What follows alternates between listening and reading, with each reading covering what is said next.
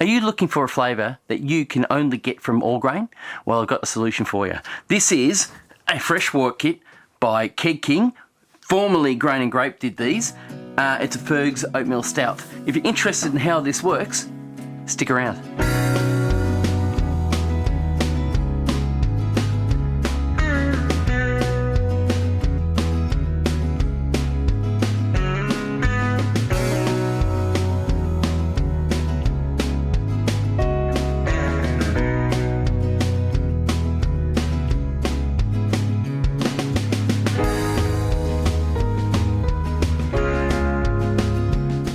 This is a 20-litre batch of oatmeal stout created from fresh grains just recently, and I'm going to pour it into a fermenter, add my yeast, and we'll go from there. It's very interesting how this all works. I have my Apollo. This is from Keg King. I bought this many years, a year ago or so. It's still pressure capable, and it's a great little device if you guys want one. There's a link below. I have sanitizer in it. This sanitizer's been in for about half an hour now, and I put it in so I can tell if it's leaking or not. It gives me an idea whether there's anything in there that will come out. Obviously not dripping, so it's not leaking. And I'm going to empty this out in a minute and just pour our fresh wort in there. So I've got one packet of Nottingham, which is premium Nottingham yeast. I only have one packet. It's going to do the job. It'll have to do. That's all I've got. Now, of course, for you people who haven't brewed before, you need to sanitize everything. I have a bottle of sanitizer. This is just made up 1.5% to 1 litre of sanitizer. This will give me full sanitation within 30 seconds to a minute of everything I use. I will spray everything that comes in contact with the wort, so that no contamination can happen, that I can control at least. It's not perfect, but it works. What we have is our fermenter. We have a dip tube hole, so we can actually check the temperature internally of the actual fermenter of the wort. Also, we have a pressure relief valve, a PRV, with one output and one input quick connect. All right, for those of you who haven't fermented before or done this kind of thing before, it's very easy. All you need is the equipment. You don't need an Apollo. You can just use a basic fermentation chamber, and then you can just pour it in and wait for everything to happen. Granted, if you don't do it right, or if you don't do it controlled, you will get off flavours, and so be careful doing it. Okay, so the reason why I put sanitizer on everything is there is bacteria that will accumulate into your beer and grow with your sanitizer. So all I need to do now is empty out the sanitizer.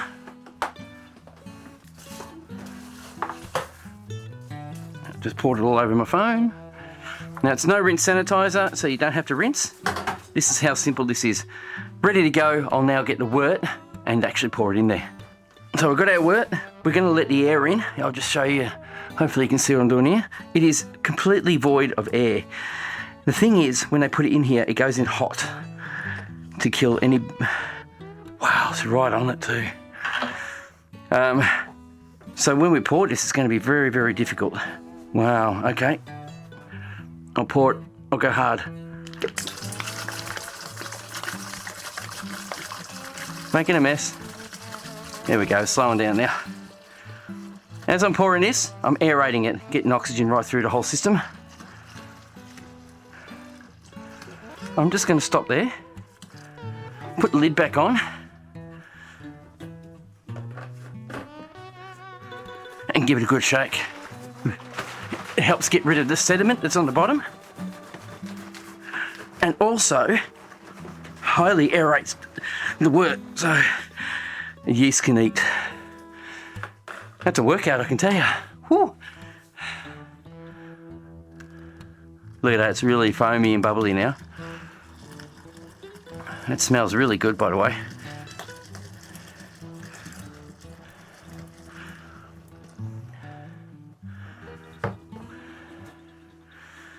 Just let that sit there for a bit to drain out. There is a bit of foam left behind, so that should drain out too. Now, as a hint, if you're working with sanitizer, wear gloves. Sanitizer is an acid. It will dry out your skin. If you don't wear gloves, you'll find that your skin will dry and you'll have issues. I have problems with it, and I'd rather not put my hands in sanitizer. That'll do. Okay. Now I've done that, I need to now add my yeast. But before I add the yeast, I need to sanitize my gloves. So touch the barrel now. And like I said, everything is now susceptible to bacteria. Even the yeast packet. Now the scissors are soaking in sanitizer, they're clean. All I need to do is cut the yeast packet open. It is vacuum sealed, it's been in the fridge for quite some time now. And we just pour it in.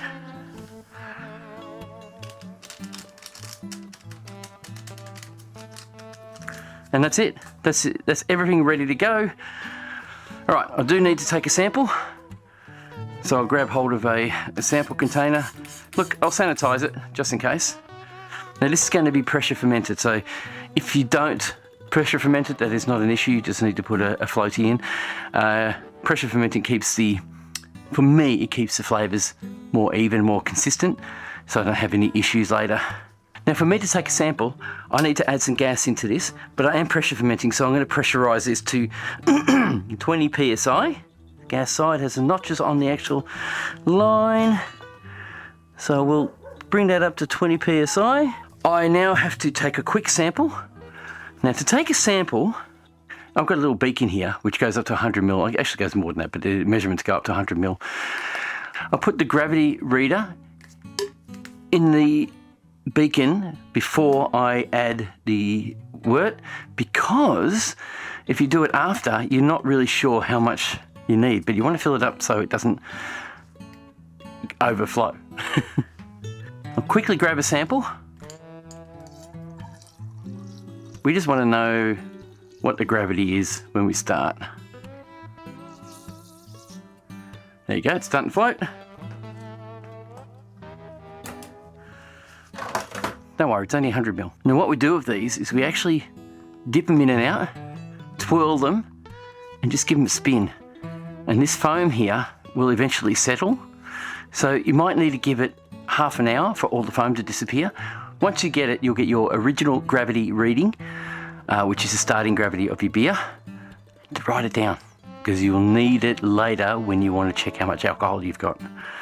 So I'm going to let that sit there for about half an hour, and I'll come back and we'll see what reading we get. Right, so I need to swap out the PRV safety valve. The red valve is 35 psi, this one here, but the 15 psi is the purple. So I need to change that one out so that my fermentation doesn't exceed 15 psi. Just quickly give this all a bit of a squirt with sanitizer.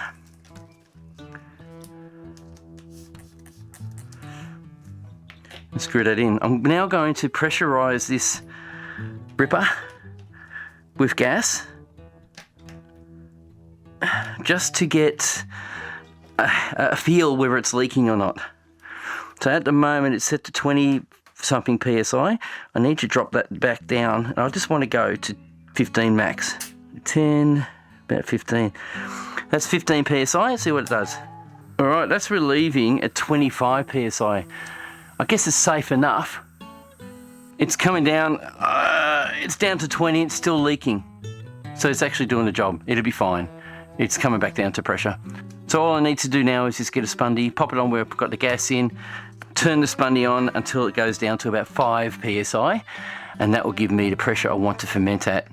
Anything below that is fine, just so it's got a little bit of pressure in it. Can you see? This is a Spundy. This is a product from Keg King. They invented this a while back now. They did a different version of this one. This is the older version. It clicks onto any PRV on male or female, out or input, and it works a treat. Just make sure you keep it clean, pull it apart, get it cleaned out, and sanitize it before you pop it on. It works a treat. I haven't had any issues with this at all. The only small things is this is very touchy in adjustability. Once you get it though, it works a treat. Of course, I sprayed sanitizer right through it, and I'll bring you down here so you can have a look at what I do. So what you see here, I've just zoomed in and put you in a better spot, is our little Spundy. This little bloke is pretty good. I don't mind it. Some people don't like it. I definitely like it. I think it's a great thing, and I've never had an issue with them at all. I just throw that on top. Now, you wind it out to disengage it, wind it in to make it more higher pressure.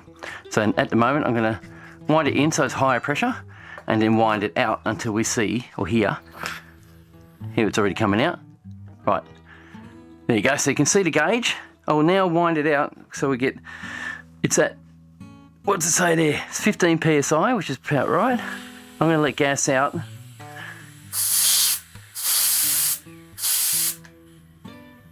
Until we reach 5. Pretty close. And I can't hear gas coming out.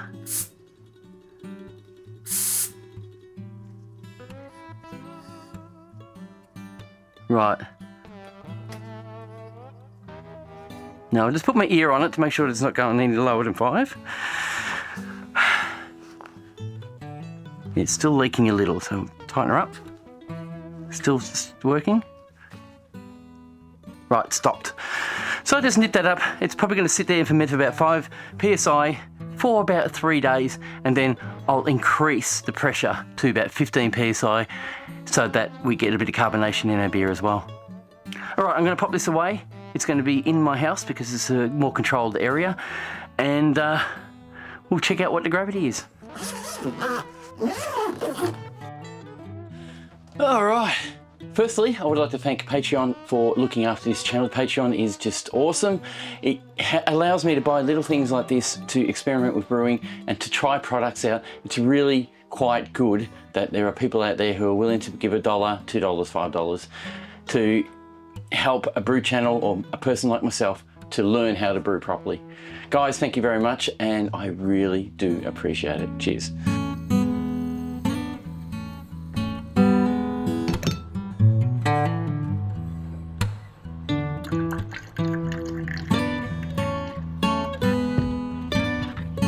All right, this is the beer. Now, I did a final gravity. The final gravity, I got a picture of it right here. Actually, I might put it on the whole screen. There we go. I reckon it's 1.015. On that calculation, I'll pop the alcohol volume here. And I believe that was supposed to ferment down exactly to that. And it did. It went well. It was in my house where it was sort of temperature controlled. It was 20 degrees mostly. We've got a few really hot days come up, and it seemed to bring it up to about 23 degrees. And it promptly dropped as we turned the air conditioner on. It came back down again. So it's done its job. It doesn't smell bad. It smells quite good. And of course, I want to try it now. It is just freshly put into the keg. And forgive the noise. There's a bit of rain happening at the moment, finally. But as a stout, this is a clean smelling beer. It smells good. It smells like it's brewed properly in a factory. I say this a lot. And the last one I did was the Brick Road, and it's awful. It is absolutely awful. I'm not tipping it out yet. I'm letting it rest for another month or so to see if the awfulness comes out. I doubt it though. I really doubt it. It's not the greatest beer in the world, that's for sure. But this already smells phenomenal. This glass was given to me by Michael Ede. Thank you, Mick. I really appreciate it. It comes from One Drop Brewing. I do have one more beer to taste, which will be a fairly rich, strong stout. And he advised me on how to drink it, which I'll do exactly that. Anyway, chocolatey. I don't have any yeasty after smell. It's really smelling great. I'm looking forward to this. It's probably going to be bitter, and I don't mind a bit of beer. It's got a small amount of carbonation, which, wow, that's good. Wow, that's good.